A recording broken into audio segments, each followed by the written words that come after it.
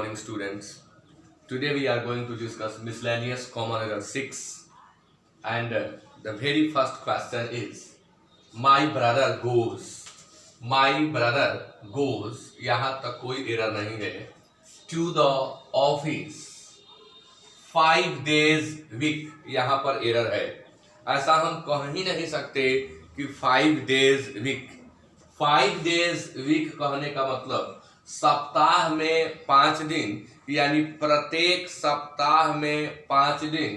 तो according to the rule of indefinite article, a and an are used in the sense of each, so there must be a here. यहाँ हमें क्या लगाना होगा? a, यानी answer होगा 3. a नहीं रहने के चलते इस पार्ट में एरर था. a और n का प्रयोग प्रत्येक के अर्थ में होता है और वही रूल यहाँ काम कर रहा है. क्वेश्चन नंबर 2, रविंद्रनाथ टैगोर ए नोबेल लॉरिएट, यहाँ तो कोई एरर नहीं है. रविंद्रनाथ टैगोर नाम हो गया, नोबेल लॉरिएट यानी नोबेल पुरस्कार के विजेता. लॉरिएट मीन्स विनर, प्राप्त करने वाला. And the author of the national anthem found Shanti Niketan, यही एरर है. बात यह पास्ट टेंस में की गई है. शांति निकेतन की स्थापना उन्होंने की, उसको उन्होंने शुरू किया. तो जब उसको उन्होंने शुरू किया तो that happened in the past, so there must be V2 there.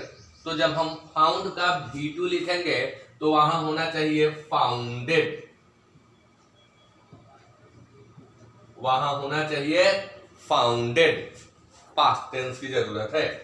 Question number 3, many a man. तो सिंटैक्स के रूल के अनुसार मेनी ए के बाद आने वाला नाउन सिंगुलर होता है और वर्ब सिंगुलर होता है, यानी यहां तक एरर नहीं है. सक्कम के बाद फिक्स्ड प्रेपोजिशन टू लगता है, टू लगा हुआ है, यानी यहां भी एरर नहीं है. सक्कम मतलब होता है झुक जाना, समर्पण कर देना. अब सक्कम के बाद प्रेपोजिशन टू ही लगेगा. कई जगह ऐसा होता है सक्कम टू इंजरी, यानी जख्म से मौत हो जाना. तो सक्कम टू के बाद अगर जख्म वगैरह का कोई सेंस आता है तो सक्कम का अर्थ मर जाना भी होता है.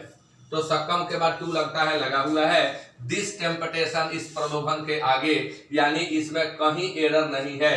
यह वाक्य बिल्कुल शुद्ध है, तो आंसर होगा no error. Question number 4, the Eastern Ghats. Eastern Ghats एक नाम है जो एक खास एरिया है, कई राज्यों का एक पार्ट है. यह तो नाम है, इसलिए इसके साथ वर्ब आर नहीं इज होगा. किसी भी नाम के साथ वर्ब हमेशा सिंगुलर होता है.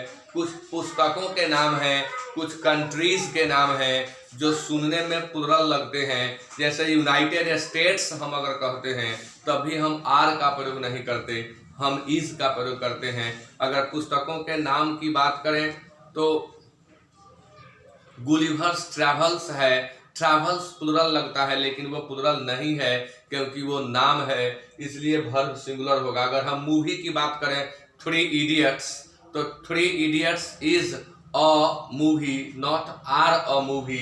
तो वही नियम है, यहाँ आर के जगह हम इज का प्रयोग करेंगे. इसमें सीखने वाली एक दो बातें और है जिसका मैं जिक्र कर देता हूँ. होम ऑफ तो सही है, लेकिन हम होम टू का प्रयोग भी करते हैं, आप यह भी सीख लें. होम टू का प्रयोग भी कहीं मिले तो वो एरर नहीं होता है. यहाँ लिखा गया है ना, होम ऑफ 2600 प्लांट स्पेसीज. इसके बदले हम लिख सकते थे कि होम टू 2600 प्लांट स्पेसीज. एक और दुविधा विद्यार्थियों के मन में आ जाती है कि जब यहाँ 2600 का प्रयोग किया गया तो यहाँ प्लांट का प्लांट्स होना चाहिए था, लेकिन नहीं, क्योंकि जब भी दो नाउन, यहाँ प्लांट और स्पेसीज दो नाउन एक साथ दिए गए हैं, और जब भी दो नाउन एक साथ दिए गए हों तो पहले नाउन को हमेशा सिंगुलर फॉर्म में लिखा जाता है, इसलिए प्लांट्स नहीं होगा. And this habitat fragmentation can pose a serious threat to endemic plants. समझने वाला चीज है, इसमें बहुत महत्वपूर्ण वर्ड है, कोलोकेशन ऑफ वर्ड्स है. Pose a serious threat, pose a threat, खतरा उत्पन्न करना, पोज ए थ्रेट, खतरा उत्पन्न करना। एंडेमिक प्लांट्स, किस तरह के प्लांट्स को हम एंडेमिक प्लांट्स कहते हैं? तो वे प्लांट्स जो किसी खास जियोग्राफिकल एरिया में फलते फूलते हैं उन्हें एंडेमिक प्लांट्स कहा जाता है। अगर हम एंडेमिक शब्द के एक और मीनिंग की चर्चा करें तो एंडेमिक मतलब होता है एक तरह की महामारी जो किसी खास क्षेत्र में किसी खास लोगों के ऊपर बार बार होती रहती है, तो एंडेमिक एक तरह की महामारी भी है। 5. He was my school friend, कोई एरर नहीं। He was my school friend, यहां तक कोई एरर नहीं। But becoming a great man, he has grown proud enough, यहां भी एरर नहीं है। एडजेक्टिव के बाद enough लगता है, लगा हुआ है। नाउन के पहले enough लगता है, तो यहाँ एडजेक्टिव है उसके बाद लगा है, वहां भी एरर नहीं है। To forget his old friends, यहाँ एरर है बिकमिंग के पास, यह अर्थ निकालने से बनेगा। He was my school friend, वह मेरा स्कूल का दोस्त था। But becoming a great man, लेकिन महान व्यक्ति बन जाने के बाद he has grown proud enough to forget his old friends, अब वो इतना महान व्यक्ति बन गया है कि अपने ओल्ड फ्रेंड्स को भूल चुका है। तो महान बन जाने के बाद, तो इसको हम दो तरह से लिख सकते हैं, या तो हम बिकमिंग के बदले हैविंग बिकम लिखें, या तो हम बिकमिंग के जगह पर हैविंग बिकम लिखें, हो जाने पर, या हम इससे भी आसान यहाँ आफ्टर लगा दें तो यह वाक्य सही हो जाएगा। After becoming a great man, great man हो जाने के बाद। या परफेक्ट पार्टिसिपल के अंतर्गत आता है कि having completed this work he went his home, अपना काम पूरा करके वह घर गया। तो जब किसी एक कार्य, व्यापार या स्थिति के कंप्लीशन की बात करनी हो तो वहां हम हैविंग भीतरी का प्रयोग भी कर सकते हैं। तो इसे हम दो तरीके से सुधार सकते थे। Question number 6, one of the widely spread bad habit, तो वन ऑफ द वाइडली, यहाँ तो कोई एरर नहीं है। स्प्रेड बैड हैबिट, यहीं पर एरर है हैबिट के पास, क्योंकि वन ऑफ के बाद आने वाला नाउन हमेशा प्लूरल होता है और वर्ब सिंगुलर होता है। तो वर्ब यहाँ सिंगुलर लगा हुआ है, इसलिए इस पार्ट में एरर नहीं है। लेकिन यहाँ हैबिट के जगह पर हैबिट्स होगा, एस को जोड़ना होगा। वन ऑफ के बाद आने वाला नाउन हमेशा प्लूरल होता है, वर्ब सिंगुलर होता है। वन ऑफ के बाद आने वाला प्रोनाउन भी प्लूरल होता है और वर्ब सिंगुलर होता है। Question number 7, from 30 years he devoted himself to public affairs without taking a holiday. From 30 years का प्रयोग ही गलत है। फ्रॉम का प्रयोग फ्यूचर परफेक्ट कंटिन्यूअस टेंस में पॉइंट ऑफ टाइम को व्यक्त करने के लिए होता है। यह क्वेश्चन एनडीए 2019 में आया था। ये सारे क्वेश्चन जो मैं आज बता रहा हूं ये एनडीए के 2018 और 2019 के प्रश्न है। ये सभी प्रश्न एनडीए में पूछे जा चुके हैं। एनडीए के एग्जाम, इसमें कुछ 2018 के क्वेश्चन हैं और कुछ क्वेश्चन 2019 के हैं। सभी क्वेश्चन एनडीए में पूछे जा चुके हैं। तो यह भी क्वेश्चन नंबर 7 एनडीए में पूछा गया था। फ्रॉम 30 ईयर्स, आप जानते हैं कि जब 30 ईयर्स 40 ईयर्स यानी पीरियड ऑफ टाइम की बात हो रही हो तो हम फ्रॉम का नहीं फॉर का प्रयोग करते हैं। सेट्स में यही आंसर दिया हुआ है, लेकिन यहाँ एक एरर और है जहां लेखकों का ध्यान नहीं गया है। क्या है एरर? तो जब वाक्य को हम पीरियड ऑफ टाइम या पॉइंट ऑफ टाइम में लिखते हैं तो दो ही विकल्प हमारे पास होता है, या तो उन वाक्यों को हम परफेक्ट कंटिन्यूअस टेंस में लिखें या परफेक्ट टेंस में लिखें। सिंपल टेंस में नहीं लिख सकते, यानी हम सिंपल प्रेजेंट में नहीं लिख सकते, सिंपल पास्ट में नहीं लिख सकते, सिंपल फ्यूचर में नहीं लिख सकते। हम उन्हें प्रेजेंट कंटिन्यूअस में नहीं लिख सकते, पास्ट कंटिन्यूअस में नहीं लिख सकते, फ्यूचर कंटिन्यूअस में नहीं लिख सकते। या तो उन्हें हम प्रेजेंट परफेक्ट में लिखेंगे, पास्ट परफेक्ट में लिखेंगे, फ्यूचर परफेक्ट में लिखेंगे या कंटिन्यूअस में लिखेंगे। तो एक एरर यहाँ और है लेकिन इसे अवॉइड किया गया है। पिछले 30 वर्षों से वह अपने आप को पब्लिक अफेयर्स के कामों में बिना छुट्टी लिए समर्पित किए हुए है। अगर हमें यह कहना हो कि किए हुए था तो हमें वहां हैड का प्रयोग करना होगा, और किए हुए है तो हमें हैज का प्रयोग करना होगा। यहाँ बेहतर होगा हम हैज लगा दें, हम यहाँ हैड भी लगाएं तो करेक्ट होगा। तो आपने देखा कि इसमें 2 एरर है लेकिन सभी सेट्स इसी को एरर मान रहे हैं। तो मैं बार बार बताता हूं कि जब 2 एरर दिखे तो उस एरर को सेलेक्ट कर लें जो आसानी से दिख जाने वाला है, जो जल्दी पकड़ में आ जाने वाला है, जो गूढ़ है, जिसके लिए थोड़ा नॉलेज चाहिए, थोड़ा सा इंटेलिजेंस स्ट्रांग चाहिए, उसको छोड़ दिया जाता है। Next question number 8। Opening his letters, अपने चिट्ठी को खोल करके, रीडिंग देम, चिट्ठी को खोल रहा है, उसे पढ़ रहा है carefully, and sending for his clerk, अपने क्लर्क को बुलवाया। Send for is a phrasal verb. Send for means बुलवाना। अपने क्लर्क को बुलवाया। He dictated answers with them. Answers के बाद फिक्स्ड प्रेपोजिशन विद नहीं लगता है।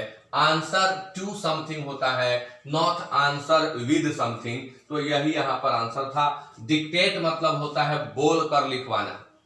डिक्टेट बोल कर लिखवाना, या डिक्टेट मीन्स आदेश देना। इसी डिक्टेट से डिक्टेटर बनता है, डिक्टेटरशिप बनता है।